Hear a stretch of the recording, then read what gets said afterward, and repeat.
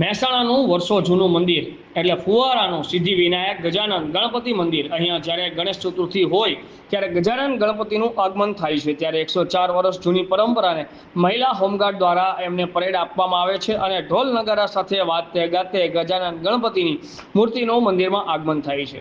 હજારો ભાવિ ભક્તો આ શોભાયાત્રામાં જોડાય છે અને દર્શનનો લાભ લે છે. સાથે સાથે રોજ રાત્રે 5 દિવસ સુધી સંતવાણી ભજન ડાયરાનું આયોજન અલગ અલગ કલાકારો સાથે રાખેલું હોય છે.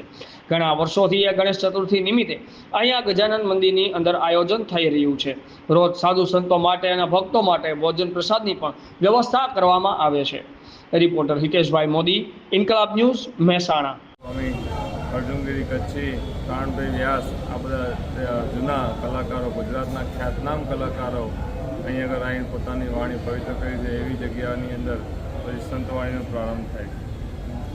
તો મિત્રો, આપણા જે અહીંના ગજાનન મંદિરના મહાદેવા લાલજીદાસજી મહારાજે જણાવ્યું છે કે અહીંયા ગણપતિના મહોત્સવમાં રોજ રાત્રે સાંસ્કૃતિક કાર્યક્રમ ડાયરાનું બી આયોજન હોય છે અને આ 5 દિવસની અંદર ગજાનન ગણપતિની શ્રદ્ધા સાથે લોકો ભાવિ ભક્તો પણ ઉમટી પડે છે દર્શન માટે.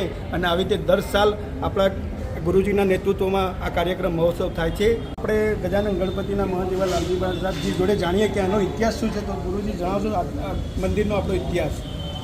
મહેસાણાની અંદર અમારા ઉદાસીન પંચાયતી વડા અખાડાના સંત નિરંજનદાસ ગુરુ ઉત્તરદાસ ભ્રમણ કરતાં અહીં આવ્યા અને એમને અહીં ગણપતિનું દૈવત્વ દેખાવાથી એમણે ગણપતિ મંદિરની સ્થાપનાનું અને પ્રાણ પ્રતિષ્ઠાનું આયોજન કર્યું. એ વખતે સયાજીરાવ ગાયકવાડની સરકાર મહેસાણાની અંદર પણ આગમન થયું હતું.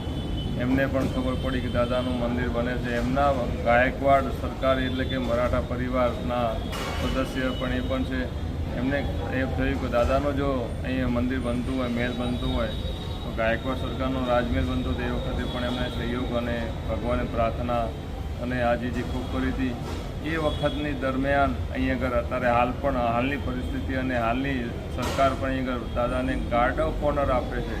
પહેલાં સયાજીરાવ ગાયકવાડ પોતે અહીં આગળ મહેસાણામાં હાજર હતા ત્યારે અહીં આગળ ભગવાનની સેવા, પૂજા, અર્ચના અને ભગવાનને પ્રાર્થના કરતા અને પછી દાદાને અહીં આગળ એમને પ્રાર્થના કરી અને ગાર્ડ ઓફ ઓનરની પરંપરા એમને જીવંત રાખી અને અત્યારે હાલની સરકારે પણ ખૂબ જીવંત રાખે છે. ખૂબ ભાવથી 18 આલમ અહીં આગળ આવે છે. નિજ મંદિરની અંદર દર્શન કરવા માટે ઉદાસીન પંચાયતી બડા અખાડા સાથે આ મંદિર સંલગ્ન છે અને એ પરંપરા અત્યારે હાલ ચાલુ છે અને સંપૂર્ણ સમાજ હિન્દુ દેવી દેવતાઓના ઈષ્ટદેવ એવા ગણપતિ દાદાના વધાવણા દર વર્ષે થાય છે. ગણપતિ મંદિરની અંદર 45 વર્ષથી અહીં સંતવાણીનું આયોજન થાય છે.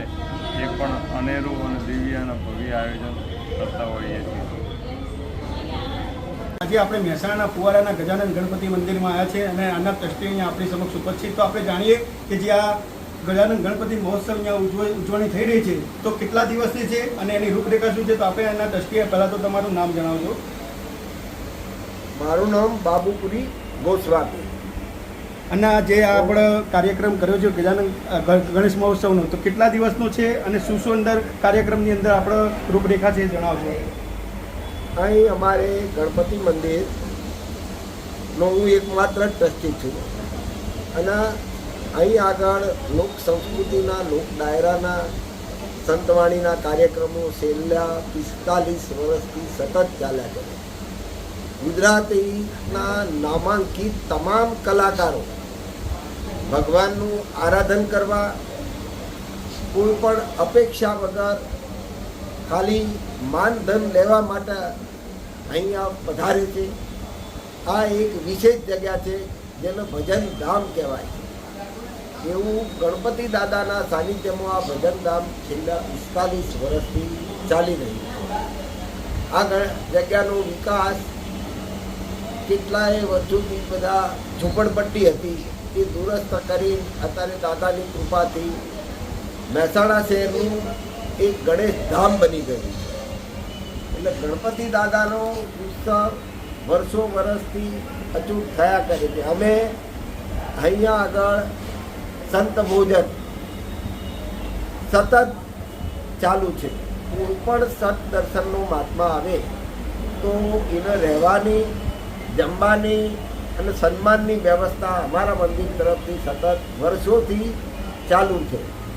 એટલે આ રીતે ગણપતિ દાદાનો મહિમા મહેસાણા શહેરમાં ગાયકવાડ સરકાર વખતથી સતત એક ધારો વર્ષો વર્ષ વધારા રીતે થયા કરે.